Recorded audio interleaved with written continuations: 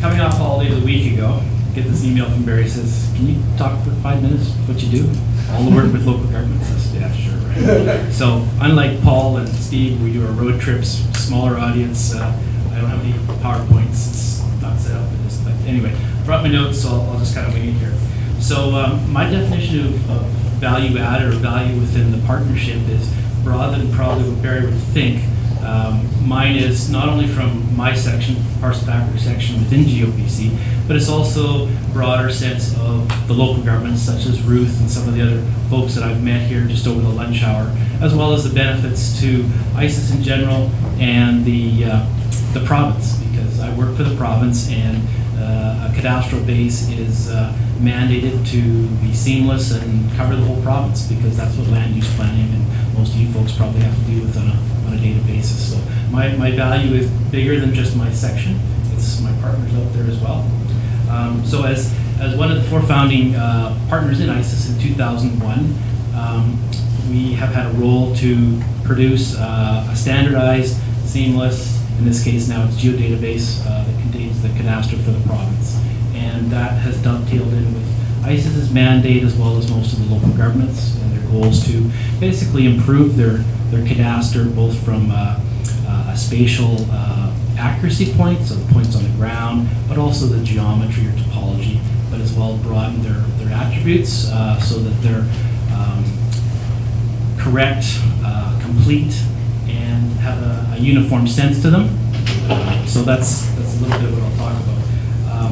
As part of the integrated cadastral fabric, which we produce within the parcel-based section, we have a number of benefits that go out to our partners. And in the last 10 years, we've had a significant number of partnerships.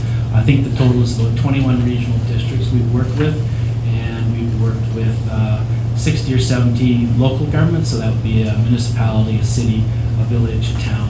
We've had some, like Stewart, that's a map drawer. That's it. They have paper copies. Some that are going to a GIS or a CAD system, and we give them help in not only the compilation, but can give them direction in terms of where they'd maybe like to go in 5 years, to actually have a viewer at the stand, so a client can walk in, or in terms of a web-based portal that folks can just log into and get the information if they want. Just talk a little bit about the partnerships and how they've evolved. Basically, it comes down to 3 ways. One, we have a yearly production plan where we target specific regional districts or individual municipalities that we would like to fill the void and get a standardized fabric for. And generally that will dovetail into what Barry and folks are doing as well, where they have certain holes. I think Ken said we're down to 4 now. So it suits both purposes.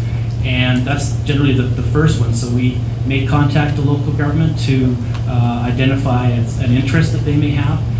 The second one would be if we are referred by the ICIS executive members, Ann or Barry or Ken or Steve or Paul, whoever, and so we can contact that way.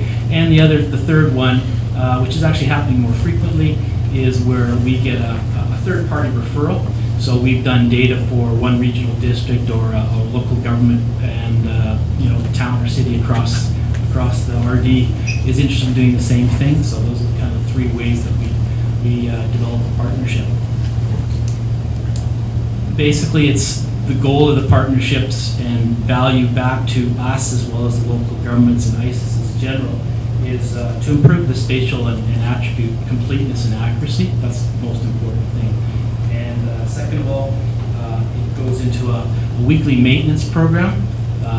And then we update every 2 weeks. So the local government will not only have a much improved fabric and hopefully some attributes, but it also goes into like I said, a maintenance program. So that allows many smaller communities, such as Ruth, to be able to reallocate their staffing resources. So instead of having to dedicate staff time on a weekly or monthly, or some cases every 3 months, time to do the maintenance, it's taking care of them. Basically, they just pull it off the portal, or as Steve or Paul are doing, writing the scripts and installing them, where they can just pull it and push it as they need. But the fabric is one, and it's basically uniform, which is what the goal goals you've heard we're trying to establish within society as a focus this year. Sorry guys, I'm going to get here. You don't normally win. No, it's coming up summer holidays here.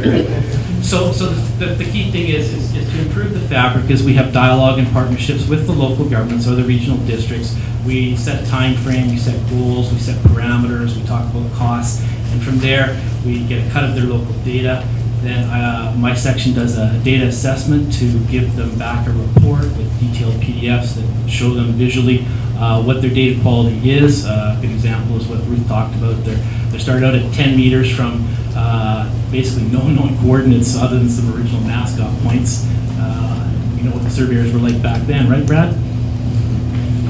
So basically we try and take that fabric, and then we use an ICIS grant through and we basically calculate how many points we can get in to tie into those existing posts, or if we have to establish some new control. And usually what we do is we use that grant money, which will cover the cost of a government hiring firm, and we'll take those points, we'll QC them, make sure the local government gets value for their dollar, which is very important, and then we'll rebuild or adjust, mostly rebuilding their fabric and tie it into those posts. So a lot of our examples of the last year or two, we've gone from 5 to 10 meter ground accuracy, and we're down to half a meter or better. We've done 5 or 6 just as example in these Kootenays, where we've taken data that was 10 plus meters, and all 6 of those are now 30 or 40 centimeter accuracy.